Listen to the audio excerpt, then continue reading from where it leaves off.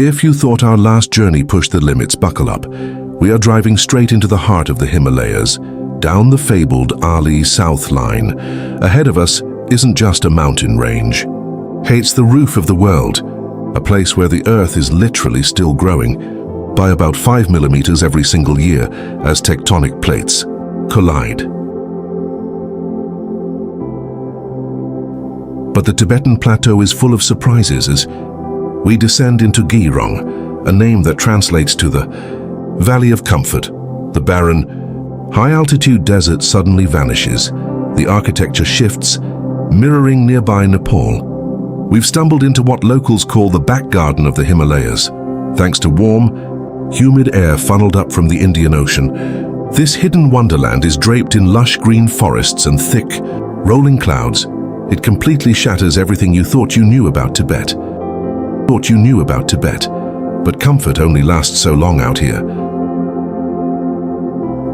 The next morning, we set our sights on the Asia #1 viewpoint.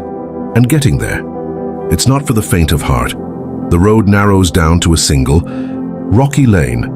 It's so rugged we have to ditch the car and take a motorcycle up the cliffside. We are literally driving up into the heavens, piercing right through the cloud layer.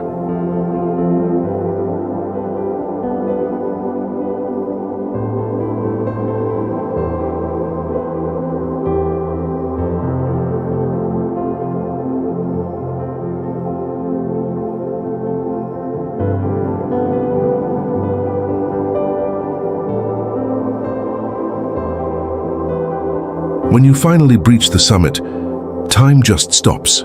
You are standing on an island in the sky. At this altitude, the clouds don't float above you. They flow beneath your feet like a surging river. There are no words, no filters, and no extra embellishments needed here. It is just 360 degrees of raw, staggering Himalayan power.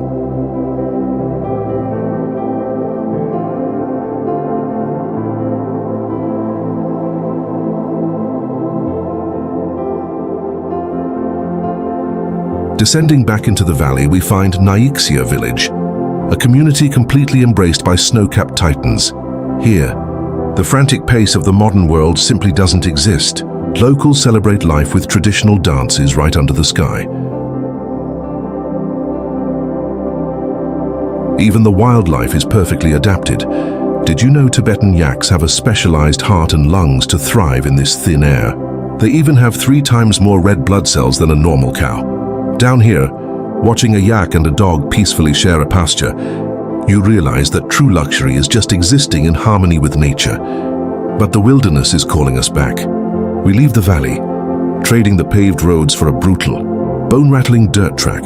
We're hunting for the king peak of the Kangdais mountain range, and then it reveals itself, Pulatikyong. It doesn't even look natural. It looks like a colossal ancient pyramid engineered by giants, rising proudly above the plateau. We push our way up to 5,500 meters. That's over 18,000 feet. At this height, oxygen levels are roughly half of what they are at sea level. Every step feels like running a marathon, and simply walking through the snow is enough to leave the crew collapsing in exhaustion. It's brutal, but the view? Absolutely flawless. As the afternoon rolls in, the environment flips once again. The winds pick up, whipping sand across a high-altitude desert that violently clashes with the mighty Yarlung Changpo River. Desert, river and snow-capped mountains all existing in a single frame. It's a landscape of beautiful contradictions, and it's just one more reason why there is nowhere else on Earth quite like Tibet. Imagine a place where the Earth is so high, it literally scrapes the heavens. A place where ancient, mysterious kingdoms vanished overnight, leaving behind sprawling cities of clay. A landscape so extreme that millions of years ago, the snow-capped peaks you see today were actually sitting at the bottom of a prehistoric ocean. This isn't a fantasy movie or another world. This is the absolute extreme edge of human civilization. Welcome to the far west of Tibet, a region known as Ngari, often referred to as the roof of the world. This is a place where nature's most radically different elements are forced into a single breathtaking frame. Today, we are going on a journey through the ultimate forbidden landscape. We'll uncover a 700-year-old empire lost to time, witness wildlife that defies the laws of biology, and stare down a sacred mountain that no human being has ever been allowed to climb. Settle in, because this journey will change the way you see our planet. To understand the sheer scale of Ngari, you have to understand the journey. As you cross the threshold into this territory, the air gets devastatingly thin. We are sitting at an average elevation of 4,500 meters, nearly 15,000 feet. Up here, there is about 40% less oxygen than at sea level. Every step is heavy, but the views are entirely out of this world. Following Highway 303, the landscape suddenly fractures. The flat golden plains shatter into a labyrinth of jagged, alien-looking towers stretching as far as the eye can see. This is the Zanda Earth Forest, and it spans a staggering 2,000 square kilometers. But here is the most mind-bending fact about this desert of clay. You are looking at an ancient seabed. Millions of years ago, the towering Himalayas and this sprawling earth forest were completely submerged under the prehistoric Tethys Ocean. When the Indian and Eurasian tectonic plates smashed into each other, they forced the ocean floor up into the sky. Over countless millennia, heavy rains and howling winds carved this uplifted lakebed into the canyon maze we see today. You are quite literally driving through the ghosts of a prehistoric sea. But these clay towers don't just hold the secrets of geology.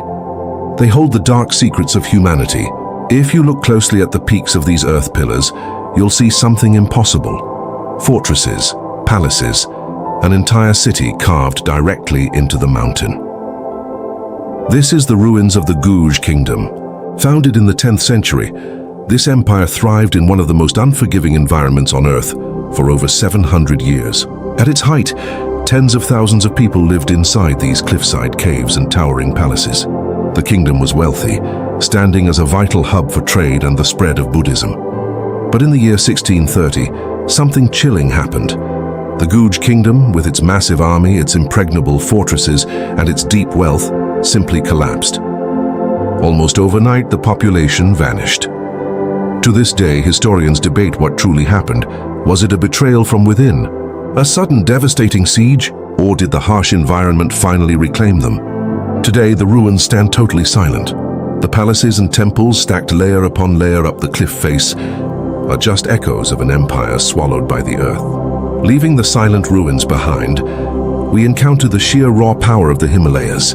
Nestled between the towering peaks is Langako, a lake of such brilliant, unnatural blue it looks like a sapphire dropped onto the desert floor. Looming in the background of this region is the Gangdais mountain range, crowned by Mount Kailash. Here's a fascinating fact. In a world where humans have conquered Mount Everest thousands of times, Mount Kailash remains completely unclimbed. It's not because it's impossible to scale, it's because it is considered the most sacred mountain on Earth. 4 major religions, Hinduism, Buddhism, Jainism, and Bon, revere this peak as the center of the universe. To set foot on its summit is considered an unforgivable sacrilege. Instead, pilgrims travel from thousands of miles away just to walk in a circle around its base, a brutal 52-kilometer trek at deadly altitudes. It's not just humans who test their limits here. This high-altitude desert is home to some of the most resilient creatures on the planet. Watch the Tibetan antelopes and wild yaks effortlessly sprint across the plains. They have evolved uniquely enlarged hearts and lungs, allowing them to pump highly oxygenated blood through their bodies, surviving temperatures that plunge to -40 degrees. In this kingdom, you adapt or you perish. As we look at the colorful prayer flags snapping fiercely in the wind and the majestic walls of the Patala Palace, we are reminded of a simple truth. There is no single correct way to live on this planet. The people who call the Himalayas home have accepted the absolute extremes of nature. They find peace in a landscape that would break most of us. They build empires out of clay, find divinity in unclimbed mountains, and carve out a beautiful existence on the very roof of the world. It teaches us that even when we are reduced to our most ordinary, fragile selves, we can still hold on to incredible ideals and unbreakable faith. Reminder that sometimes to find the most beautiful things on Earth, you have to travel to the very edge of the sky.